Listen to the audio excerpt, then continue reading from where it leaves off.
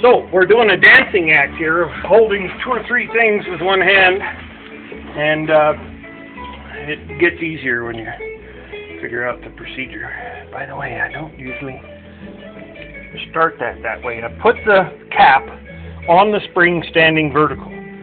Put the place where it's headed in place, get all that started. Here we go again. I got to hold the nail, get it through the hole, put this into all of the things that it goes in right there. Get the nail as long as I can. Put in this self-adjusting piece into the indexed into the hole on the nail. Now I'm ready for the spring. And to get it, you take the tool on your finger and you drop onto the top and you grab the spring with your finger. So you can do it because your other hand's busy. And you hold it with your finger the whole time while you put it over the peg and around the anchor. Now you got to get that anchor pivot all the way in the hole. When it all gets short enough, you can push in, bring the T through the slot, and rotate it. And here's the challenge right there. Everything's still in place. Got a hold of it again. And yes, we're back. Now we've got to push sideways enough to get that hub in there. Get in there. There. Everything is ready. Got to get the T to come through and then rotate it 90 degrees. And there it is. The self-adjuster is anchored by that nail and spring. Yep. These are in the right place. Now, as we get ready to put on the primary front shoe, the first thing is this self-adjuster down here. And we got 2 of them and they're both here in the same place. How do we know which one goes where? We happen to know that if you pull the end off, it'll tell you. That one goes on the right side, and this one goes on the left side. They each have to have their washer. And look, the washer came off of that one while I was showing you. I want it to be clean, too. That washer is hardened, and it allows the self-adjuster to spin this within that, against that hardened washer. So this one was the left one. And when we pull down on the adjusting handle, we would be pushing up on this, pivoting on the hole. And sure enough, if I push up on that, this starts getting longer. So this is the right one for this side. If pulling down on the handle of the adjusting tool is what we're going to use to make it tighter. So that's the correct one, and it's going the correct direction. This one belongs over there. Now, to install this between the 2 shoes can be very difficult unless you use this trick. You take the spring that's intended to do that job. That is a plug for the adjusting slot. Metal snap that snaps into the adjusting slot to keep rocks from coming into the shoe. And it was inside of here. It doesn't belong there. You don't want it coming out into the shoe later. Well, this is the spring that holds the 2 shoes together at the bottom. And when you install it, it needs to go in this way so that this end of it is at the front where the adjuster is at. And the adjuster needs to go in the direction so that it lines up with the slot so we can adjust it and so that this self-adjuster can fit in there. So when this spring goes on, it needs to go this way, not that way. If it went that way, it would ride up against this adjusting star. So it has to go this way to be clear of the adjusting star. So I've got this end of the self-adjuster in, it's the right end, and I've got the spring on this end already, and now all I need is the front shoe. And to do that, making sure my hands aren't too dirty, I grab the front shoe, and I first hook the spring in the hole, and then I manipulate the shoe into a position where I can, it's a lot easier on a front axle where this big load tube is not in the way, where I can reach out and put the slot at the other end of the adjuster into the right place on the shoe, just like that. Now I'm using the leverage and strength of the shoe, I missed it, to stretch the spring into the right place. And there it is, right there. You see I'm stretching the spring and the shoe is dropping into the right place, and as it comes around, that spring is now going to hold my shoe up for me. And it's all fully assembled, and they did it without any tools, using the shoe as a way to get the other end in over here. So we now need the nail to hold it up there. And at this angle I can't get the spring on. So I need to get this shoe up and over there. And right there the nail is ready, and now we're ready for that one that has a smaller end and a regular end. The small end is going to go in there and push on the shoe. But to make it work, I have to stand it up and put the cap on it and use the tool and my finger to get a grip on it. Now I'm in control. I can set it over there, push it in till the T goes by and turn it 90 degrees. Make sure it's not going to flip off. It's not partially caught, but fully caught on each one. There. So they're both retained now, and they're both connected together with the adjuster. And now we have to put the return springs on. And to do that, before this top comes fully together, we've got to put in this spreader bar. The spreader bar goes between the self-adjuster, the parking brake arm back here. Does it matter which way it goes? Yeah. This end has to go back here, and the reason is this end has this area that this anti-rattle spring rides on. And it goes in that end right there, which is big enough to make room for the spring. And as you can see, that allows it to move back and forth, and the anti-rattle spring pushes on the face right there. But before we start that, this end has to go on. I'm having trouble getting it to fit over, and it's its own arm there. This arm is from this truck. It's the one that was on here all the time. Oh, also this has a curve to it, and that curve is to get out around that backing plate, so it doesn't go this way, it goes that way. And it needs to slide clear to the bottom back in there. Maybe it's because it says Taiwan on it. Yeah, what's up with that?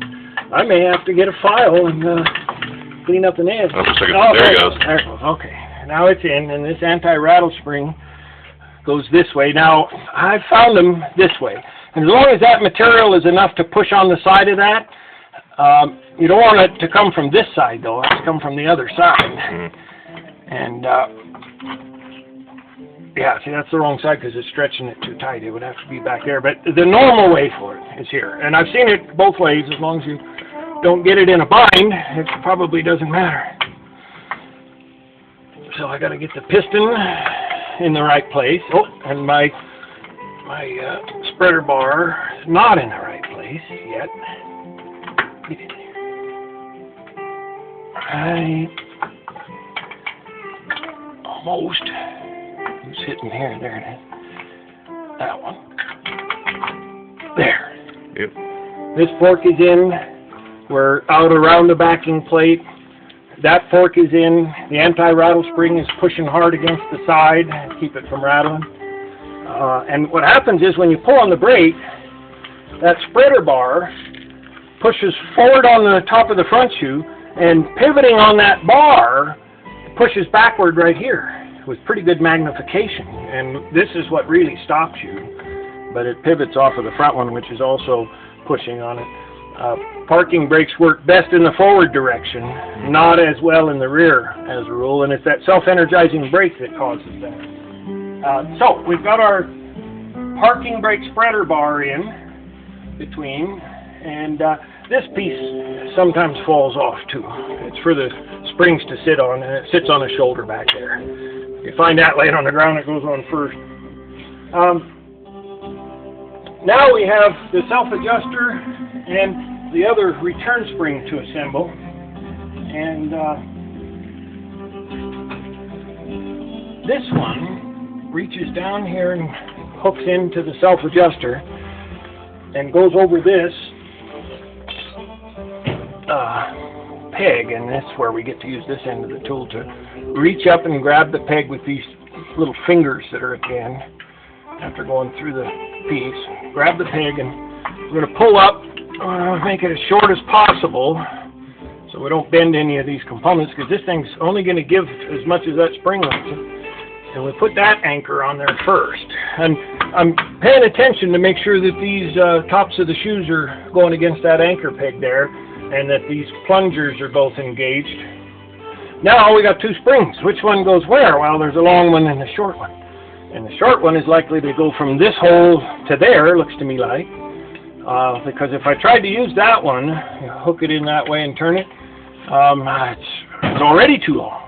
So that's not it. It must be this short one. And before I would say that it is that short one, it looks like it probably is because I got some stretch. I also want to confirm that this is the right one for the rear. And to get it in there, you go in through that hole and then turn it. And so it has to sit really close with the hole right there to be properly installed. The hole is around this shank, and to do that, you push it through the hole and rotate it, and now the hole is right behind it. So this is the front one, because it too is a good looking length to me. And I've got my safeties on, because this is where chips fly. And then we got that blue one. It goes in the hole and then rotates. Now it can't get out. And I'm headed for the end of that spring on the self-adjuster. And to get there, I've got quite a pull. So what I want is I want the minimum possible distance. And you see how this is up out of the hole? I need to get this shoe in closer before I attempt to tighten that spring, because I don't want to stretch it during installation beyond its normal stretch. So I'm pushing in to get the piston in. I'm pushing in to get zeroed out as much as possible. And then also the thing that it's going to hook to needs to be the bottom of its stroke, which makes it closer for the spring to come on. I'm going to actually take this one off to allow this other one there, to make sure this one is clear down at the bottom, which it has a hard time doing when that other spring is sitting on. Now, that's clear at the bottom. My shoe is all the way in, and I should be able to install this blue one without overstretching. Yeah, I need to move it in the cross there. There she is. Now I can go back and put this one on. Now I have to go get a pair of pliers. You'll notice this one is starting to splay out a little bit. And when I get it on there, what we'll want to do is squeeze this shut with some pliers, because I've sort of widened it a little bit. So now we have both return springs on, and again, I do this over and over, because while you're fiddling with one of these things, one of those things falls out. And so at each stage I'm checking, yes, my clip is still on the parking brake. These are still in, and the anti-rattle spring is still in. Everything looks good, all the way down to the self-adjuster. Now there's one missing spring. It's probably here in the stuff. It goes right here. Small round spring. Let's see. This guy? That one, yeah. Okay. Hey, give us one of those. It's the last thing that goes in, and you poke it in here. It rides on that peg right in there. But to get it in, you poke it in and push it around the corner and just keep pushing until it's all on the peg. It's going almost there. Now, that one is what pushes this back up every time, the self-adjuster. And you see that self-adjuster, when you step on the brakes and these are pushed apart by that, this piece stays the same length because it's a rod, not a spring. So it pulls on this end, and when it does that, pivoting on this pivot point here, it pushes this down and adds a little bit of tightness to the brakes, pushing the bottom apart. When we first put the shoe on, we'll take our brake adjusting tool, and you see the spoons up there? No. I keep losing tools. Are they on the bench?